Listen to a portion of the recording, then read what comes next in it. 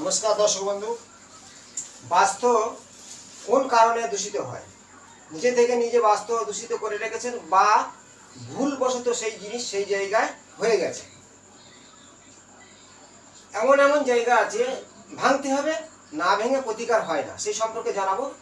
আর কিছু জিনিস আছে সেটাকে সরালে সেই বাস্তুকে ঠিক করা যায়। কোনো মানুষের ক্ষমতা নেই যে কারোর বাস্তু জোর করে ক্ষতি করে দেয়। নিজেদের ক্ষতি নিজেরাই টেনে আনা হয়। ভুল ভ্রান্তি অনেকে বোঝায় যে বাস্তু ক্ষতি করে দিয়েছে, সম্পূর্ণ ভুল তত্ত্ব। বিজ্ঞান শাস্ত্র অনুযায়ী বাস্তু আমাদের যে পঞ্চতত্ত্ব আছে সেই তত্ত্ব অনুযায়ী জলের জায়গায় জল, আগুনের জায়গায় আগুন, বিপরীত যদি থাকে তার বিপরীত ফল দান করে থাকবে।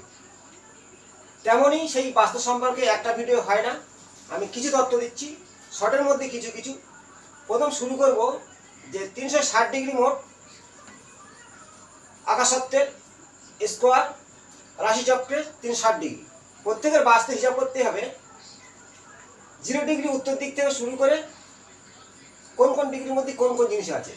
প্রথমে উত্তরে 0 ডিগ্রি, তারপরে 30 ঈশান কোণ। ঈশান কোণ হলো 60 ডিগ্রি।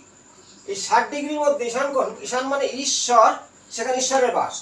সেখানে যদি আপনার কোনো নোংরা ডাস্টবিন থাকে বা বাথরুম করে রেখেছেন, বাথরুম থাকলে ক্যান্সার হওয়ার পূর্ব লক্ষণ, প্যারালাইস, হার্ট অ্যাটাক 12 বছর পরে ঘটবেই, গ্যারান্টি।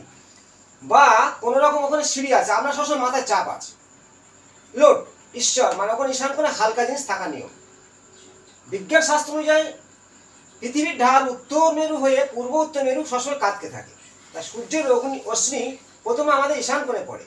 শাস্ত্র অনুযায়ী ঈশ্বর মানে ঈশান কোণে শিবের বাস। সেই কারণে আপনার যদি কোনো বাথরুম থাকে তার বিপরীত ফল দান করবে। কিন্তু ক্যান্সার হওয়ার পূর্ব লক্ষণ হলো ঈশান কোণে বাথরুম। রান্নাঘর থাকলে অশান্তি লেগেই যাবে, আগুন জ্বলবে সংসারে। এবং ওখানে যদি কোনো ডাস্টবিন থাকে একের পর এক রোগবাদী ঘিরে ধরবে।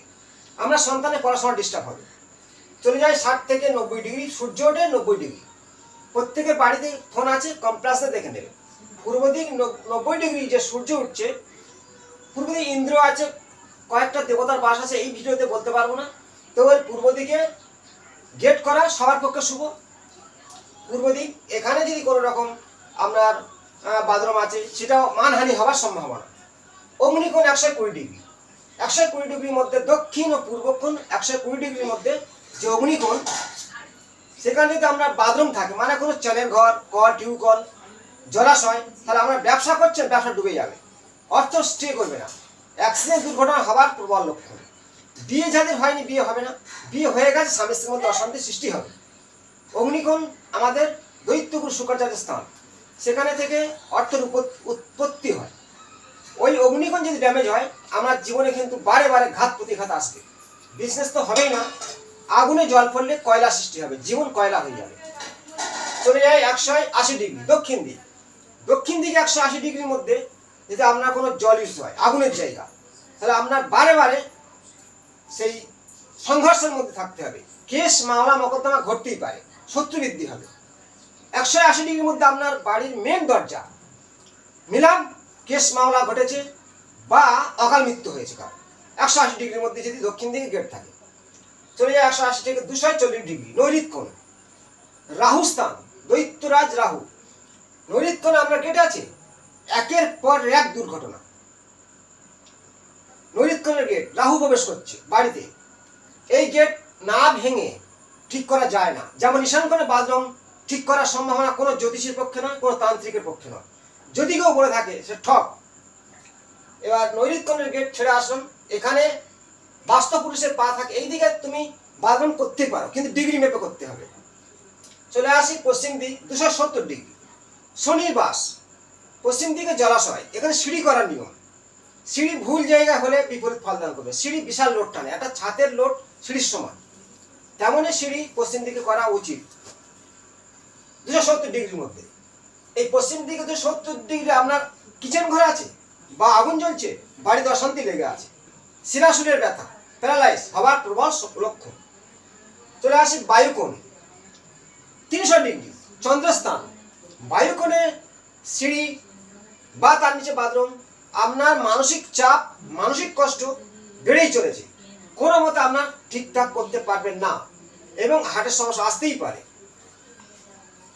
চলে আসলাম 0 ডিগ্রি 331 ডিগ্রি ভল্লাট। এইখানে আপনার যদি বাথরুম থাকে অর্থের দিক থেকে হানিকারক, সন্তানদের পড়াশোনা টাইমে ভুল ডিরেকশন নেওয়া, ভুল পথে পরিচালিত করা, ব্রেনের সমস্যা হওয়া, এই ধরনের ঘটনাগুলো ঘটেই যায়।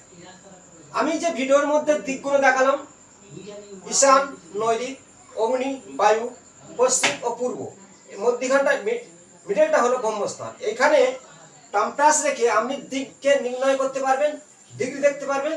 আপনার ভুল জায়গা, ভুল জিনিস নেই তো, তাহলে বিপরীত ফল দান করবে। কেমন?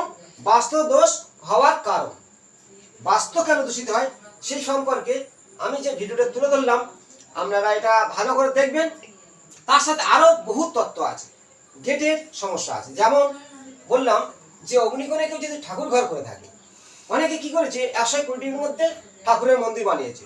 আপনার অ্যাক্সিডেন্ট হওয়া, একের পর ঘাত প্রতিঘাত আসা অবশ্যই হবে। অগ্নিকোণে দৈত্য গুরু শুক্রাচার্যের স্থান, ঠাকুর মন্দির করার জায়গা ওখানে নয়। ঈশান কোণে করতে পারেন, উত্তর সাইডে করতে পারেন, 90 ডিগ্রি করতে পারেন। তেমনই নৈরিত কোণে যদি ঠাকুরের মন্দির হয়, রাহুর বাস, দানব শক্তি বৃদ্ধি পাবে সেই বাড়িতে। তেমন এই বাস্তু অনুযায়ী বাস্তু সাবজেক্টের কোন জায়গায় কোন জিনিস করা উচিত সেটা আপনাদের প্রথম জানা দরকার। আমি একটা ভিডিও সম্পূর্ণ তত্ত্বটা দিতে পারবো না, পরবর্তী অংশে এসে আবার এই সম্পর্কে জানাবো। প্রত্যেকে এই ভিডিওটা দেখুন এবং মিলান আপনার সাথে সেই সমস্যাটা ঘটছে কিনা। গেটেরও ভূমিকা আছে, গেটটা কোন জায়গায় করতে হয় জানাবো। এবং প্রত্যেকে ভিডিওটাকে প্রত্যেকে শেয়ার করবেন। প্রকৃত বাস্তুদোষ হওয়ার কারণ নিজের ভুল বা অজান্তি করে ফেলেছেন। বাস্তু না ভেঙে প্রতিকার করা যায় ঈশান কোণে বাথরুম আর নৈরিত কোণে গেট ছাড়া। যদি কোনো ব্যক্তির ঈশান কোণে বাথরুম, নৈরিত কোণে গেট থাকে, সেই বাস্তু ঠিক করা সম্ভব নয় কারোর পক্ষে। বাদ বাকি সব কিছু না ভেঙে ঠিকঠাক করা যায় সেই বাস্তু সাবজেক্ট অনুযায়ী। পরবর্তী অংশে আমি এই বাস্তু নিয়ে কিছু সমস্যা আমরা সামনে তুলে ধরবো। মিলাবেন, শেয়ার করুন, কমেন্টে জানান। ভালো থাকবেন, নমস্কার।